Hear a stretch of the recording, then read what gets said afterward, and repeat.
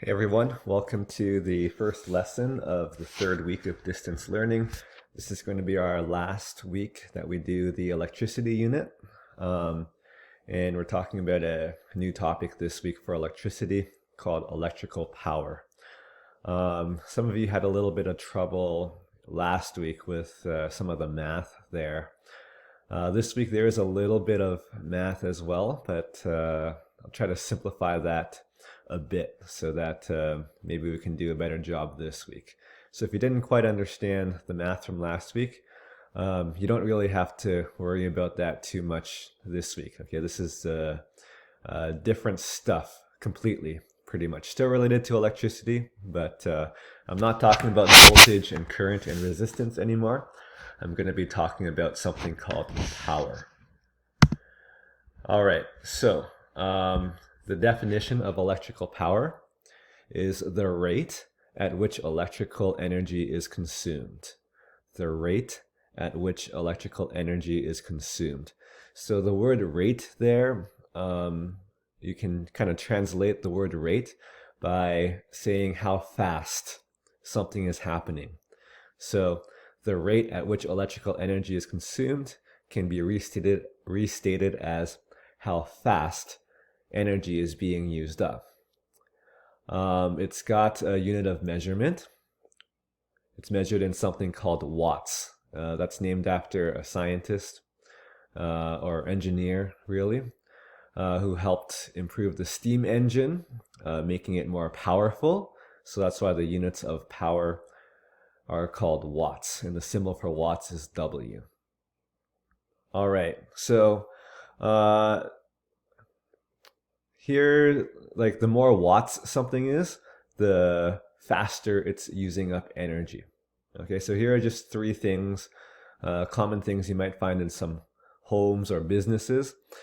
First of all, a laptop. Okay, you've each been given a Chromebook when you entered high school, and laptops operate at about 30 watts. That's actually not very high at all. Okay, so laptops do not use that much electrical energy.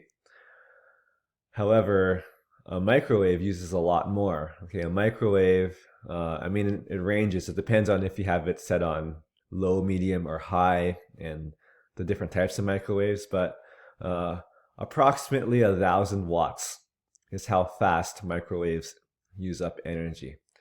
And you may think, oh, wow, that's like many, many times a laptop. So microwaves must use a lot more energy than laptops. Well, maybe not. Because the thing about a microwave is that even though it's 1,000 watts, which is pretty high, you probably don't keep it on for that long. I mean, you warm up some food, that might be a few minutes that you keep it on. However, for a laptop, even though it's low power, you might use it for many, many hours a day. Okay, so how much energy gets used up? You know, it might actually be approximately the same, just because of the different amount of time that you use it. But we'll talk about that more a bit later on. All right, and then the last example is a space heater. So a space heater is actually, it uses more, or it has a higher power than a microwave. Okay, so a space heater, about 1,500 watts. So you may notice the things that produce a lot of heat will probably have higher powers than things that don't produce that much heat. All right, so power is how fast energy is being used up. It's measured in watts. And the bigger the number of watts, the faster it uses up energy. So there's a formula for just how much energy gets used up. And as I mentioned in the previous slide, it depends not just on the power of the device, but also on how long you use the device for. Okay, so when you multiply the two together, that actually gets you how much total energy gets used up. So energy equals power times time, or energy is how fast energy is being used multiplied by how long it is used for. So I'm going to try to give an analogy for that with onions. So I used to watch a lot of cooking shows, watch some movies. There's one about Julia Child and her life. And a big part of cooking, as you get better and better at becoming a chef, your skills get better. So this analogy is about chopping onions. When you first start cooking, when you first learn how to cook, you try to chop onions, you probably are going to be pretty slow at chopping onions. Okay, you'll have the onion, you have the knife, and you're probably really careful. Slice, slice, slice. You don't want to chop your fingers off. So you're chopping onions at a pretty slow speed. And that's like having a low power. Okay, so power is how fast energy is converted. So a low speed of chopping onions is like having a low power. Whereas you might see a show like MasterChef, where you have really, really experienced chefs, and they're really good at chopping onions, and they'll chop onions like this. They'll be like, and the knife goes really, really fast. The onions get chopped up really quickly. So that's the analogy for something with a high power. All right. So the speed at which you chop onions is like your power, and the amount of onions that get chopped is the equivalent to how much energy gets used. So looking here in the top left box here, so let's pretend we have a novice cook. So they're pretty slow at chopping onions. And then they chop it for a short amount of time. Okay, so a novice cook chops onions for a small amount of time. It's not going to result in very many onions being chopped. Okay, you have a small pile there of onions getting chopped. But now let's move over to a master chef. So a master chef chops onions at a fast speed, or like a high power. And if they do it for a short amount of time, so they don't chop it for very long, they'll probably get a moderate amount of onions chopped. Okay, so more than the novice cook. Okay, because he chops, or she chops faster, and if they chop for the same amount of time, the master chef will end up with more onions chopped. Now let's go back to the novice cook. So they're chopping onions at a pretty slow speed. But let's say they chop it for a long amount of time. So they're chopping slowly, but they spend a lot of time chopping. Well, then they'll probably get they'll get more onions chopped. Okay, a moderate amount of onions chopped. But now, finally, let's talk about a master chef. If a master chef chops onions for a long time, then what happens? Well, then they get a whole ton of onions chopped. Okay, so this huge amount of onions chopped, that's like a high power device, something like a microwave or a space heater, operating for a long time. They're going to use up a whole lot of energy. So the chopped onions represent the amount of energy that gets used up.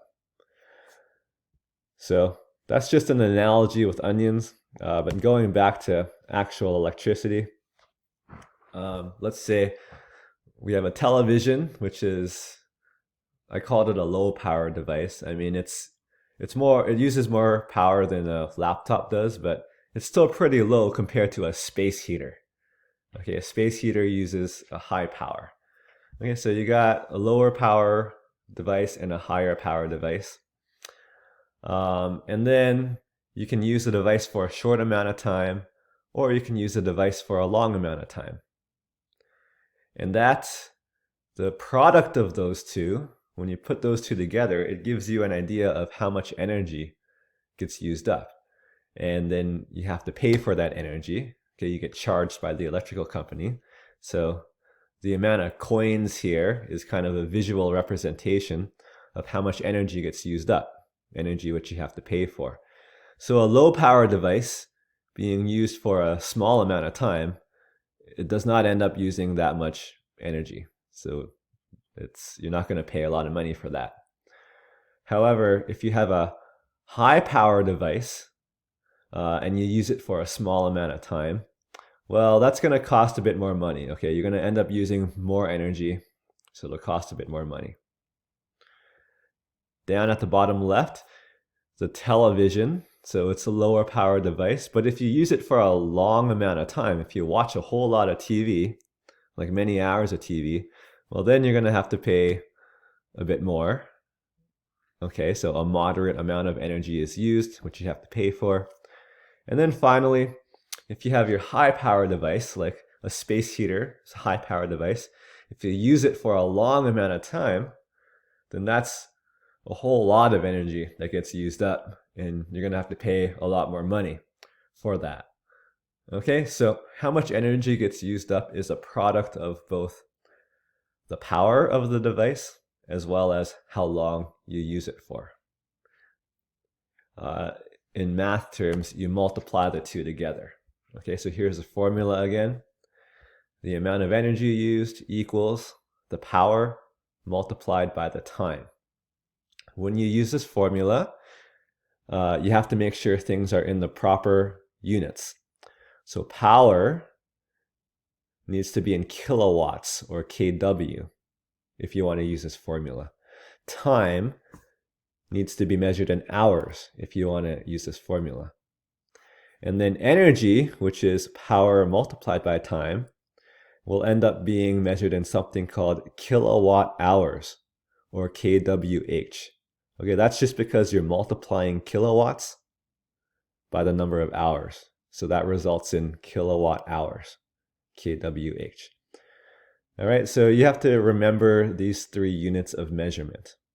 Okay, we'll have some multiple choice questions on the Google form to see if you have these sorted out.